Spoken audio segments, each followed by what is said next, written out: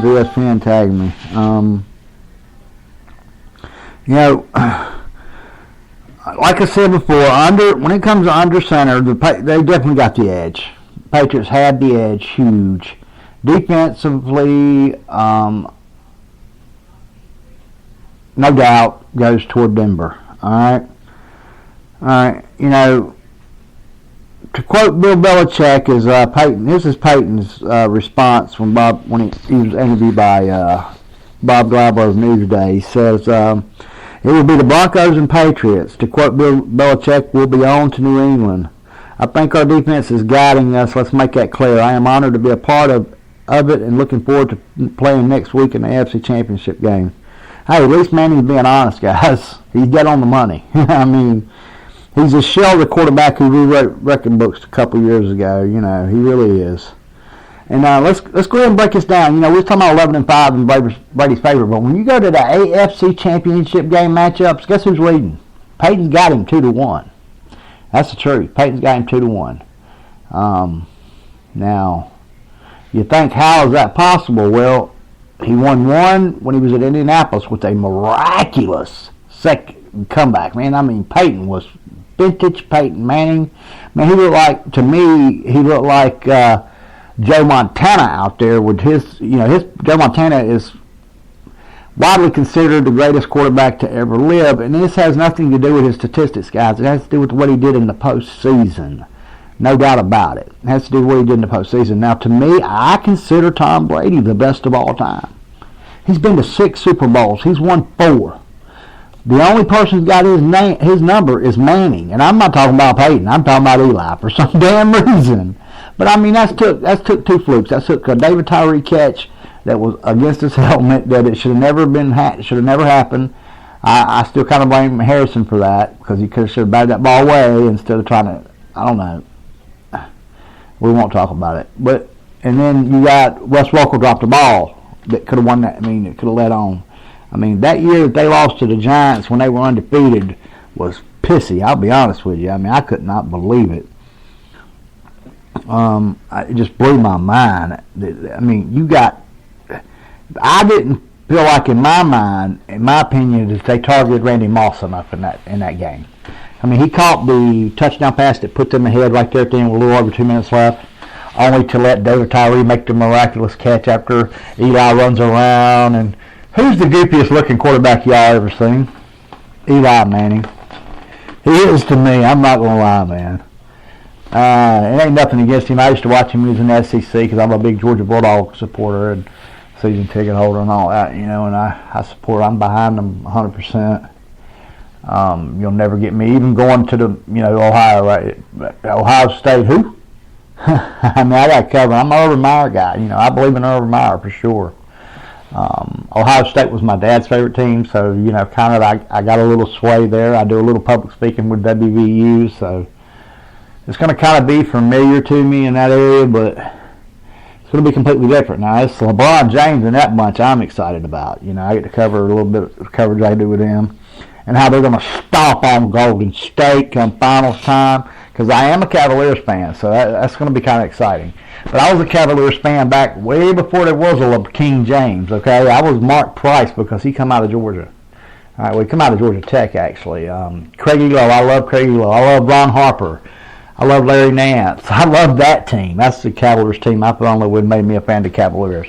Okay, I'm not going to lie. And I also like the Bulls. I like the Bulls, too, and it ain't got nothing to do with them. And that had more so to do with Michael Jordan because I liked his determination. He was Tom Brady on a basketball court. Let me say that. So if you ever want to link Brady to another athlete in another sport, link him to Michael Jordan, guys. Now, granted, Jordan won 6 of 6, Brady won 4 of 6, but watch them on the field and on the court. They're one and the same damn near. What I mean by that is they're leaders. Leaders make a difference in sports. I mean, a huge difference in sports. I don't fight serve boxing and MMA, and that show right there is all mine, and that's all my company. I promote fighters. I manage fighters, whether it be MMA fighters, Muay Thai fighters, boxers. I got a brand new Muay Thai guy Gabriel out of he's coming out of Cameroon. He's getting ready to come over and put him with Alliance probably, and he is super. He's a 4-time world champion. I mean, he's a 4-time superstar, megastar, man. And I think he's getting ready to take over Alliance. He will be I'm gonna try to get him into the, MMA a little bit too. I'm gonna work with him some, and Jacob's gonna work with him some. We're gonna have some of the best trainers in the world working with him on his striking, with his hands. His feet work is already phenomenal. I'm gonna put him up there probably with Sarah Longo, maybe to do some mat work before we get him into MMA. Give him some roll work. You got to get into that. He doesn't really have no background in that. As far as I know, he's got two or three amateur MMA fights. I've got a quote from Bill Belichick here about this, about New England's game plan. At some point, you've got to line up and play, and you're going to play. Look, just because they know you're something isn't the worst thing in the world. All good teams have tendencies. All good players have tendencies. That's not a bad thing. It's a good thing. It means you're doing something well. At some point, it's going to come down to playing well and doing what you do better than what they try to do against it. How well is that? I mean, and to me, what makes him such a genius is his game planning. You know what I mean? Is Belichick's game plan. He can game plan for anything. For instance, let's take a look at the Malcolm Butler interception. How many times I got to hear they should have run that damn ball? I've heard it a million times. I've said it a million times myself, and I do believe they should have run the ball. Statistically, when you go back and look at it, Marshawn Lynch wasn't as good on them goal-line things as you think, or on 4th and short as it looks. But you still got beast mode behind you, guys. You got to give him one more carry. Was there time to do it? It would have been pinching the clock. There was enough downs to get it done. We could have gave him the run. If he don't get in, we spike the ball, then we try to pass. Okay? That's just my opinion. I think they had a timeout, though, actually. I'm going off memory. I don't really have a clue. Tom Brady, he's a mess. He's doing nothing but heaping praise toward Manning. Tom Brady's just an overall great guy. He really is. And plain and simple, he says, there's nobody that he has more respect for than Peyton and me. You know what I mean? Outside of probably his parents and his brothers. If anybody can appreciate what he's accomplished, it's me. He's just been remarkable in every part of his career. He's been a tremendous player. The problem is, while Manning may have been tremendous, this is not part of the Brady quote. He isn't at this moment, okay? Father Time seems to spare no one no expense unless your name is Bernard Hopkins. I mean, this guy still performed it. I was watching this fight against Pascal, yesterday again, and he's legendary, and but Father Time to me, has sunk his claws deep into Peyton Manning, and I'm hoping, part of me is pulling for Peyton for some nostalgia's sake, okay? Just like the other night, part of me was pulling for Dominic Cruz against Dillashaw for nostalgia's sake. But did I believe he would get it done? I picked that fight wrong, guys, and I haven't got many of them wrong. But I do. He made a believer out of me again. As a matter of fact, there's a show on our air here that, if you go to Spreaker.com and follow us, you can just go to Spreaker.com, Fight Serve Boxing and MMA show, and it's got I don't get to drop everything on podcast. A lot of it's live radio listen, and but now that I've signed this new contract, I will be able to drop everything but the ESPN stuff podcast. And y'all get it all. Now, the Gambler's Edge stuff will always be podcast. And I'll drop it, but it only stays for so long on my page, on the Fight Serve page, because it is an NFL podcast. Although I think they got last week's show still on there. It's got, I could be wrong, it might not be. I really don't know. I haven't paid much attention to it. But I'm going to go ahead and tell y'all how this game's going to go as soon as I'm about to run out of some minutes. I perceive New England jumping out quick. All right, when I say jumping out quick, I mean I'm talking at the end of the first quarter, maybe looking at about a 7-0 lead, maybe only 3-0. But I see them scoring first. All right, by half, I see it at about 10-3 tops.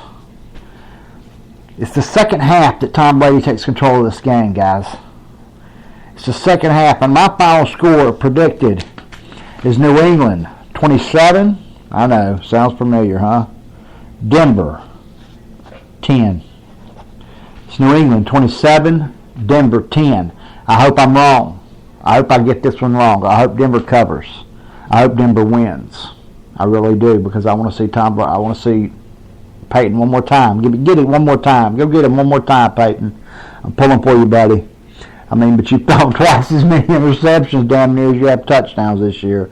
You're at your worst ever passer rating. I think he's right at 68%, something like that for the year. I mean, the Patriots, on the other hand, they're getting helped at the right time. Perfect timing.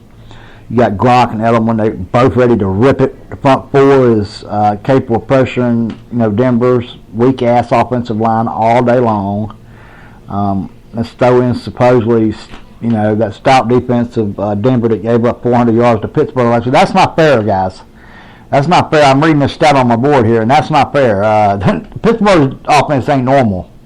Granted, they were missing their best running back. Well, their two best running backs, Le'Veon Bell, and then they lost D'Angelo Williams. So, ugh. And then all of a sudden, Antonio Brown couldn't play because of the concussion issue. And I think what the NFL doing with that is right, but I got sick of watching the damn previews for the muted concussion every damn time I watch the game. All right, now I will be watching these games, of course. I'll be watching these games. I'm not sure what the airtime is for them yet. Don't really care, but I will be watching them. I have some MMA stuff I have to do. I do have a show to do that day, for sure, as well.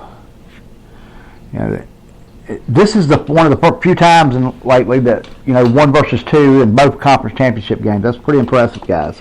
We got like 3 o'clock the Denver New England game, and at 6:40.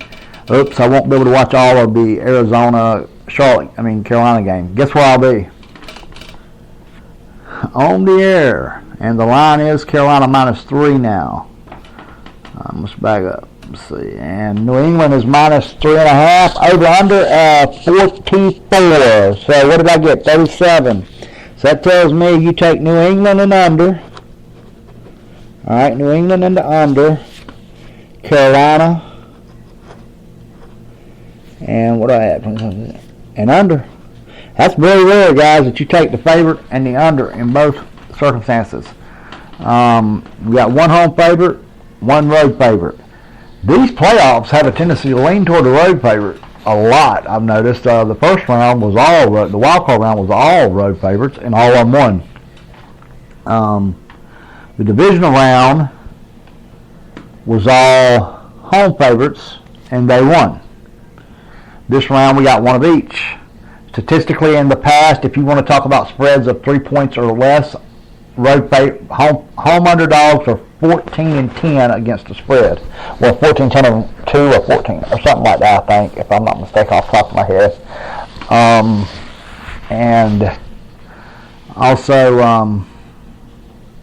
let me see, we got one more commercial we got to do up here before we get off the air, guys. And I'll talk to y'all, and y'all see me tomorrow. Y'all see me later on tonight, actually. We got the Fight Serve Boxing and MMA podcast breaking down the fights for the weekend. We got Denny Swift Garcia and Roberto Guerrera. Good afternoon. How y'all doing, America? This is The Prophet. And you know what The Prophet says. Hey, guys, do not forget hashtag Fight Serve. That's right. I'll tell you what, kill the commercial, guys. Kill the commercial. It's hashtag KC Prophet, hashtag Fight Serve. But here's what I want y'all to do, and do me this for a favor. Go to the Mia St. John Foundation.org. Mia St. John Foundation.org. Okay? Anything you donate Fight Serve matches dollar for dollar. I need you to mention hashtag Fight Serve. That's all you got to mention, hashtag Fight Serve, and that's the only way I know what to match, okay? If you go to the Art of Julian Foundation, the Stone Art Program, which is on the Mia St. John Foundation site, go to Art of Julian, okay? And anything you purchase, I'll match it dollar for dollar. If it's an acrylic at $1,500, I'll match it. If it is a $25 print, I'll match it. Go help them out, guys. She's fighting the fight against medical negligence, against mental health, and everything. Miss St. John is a world-class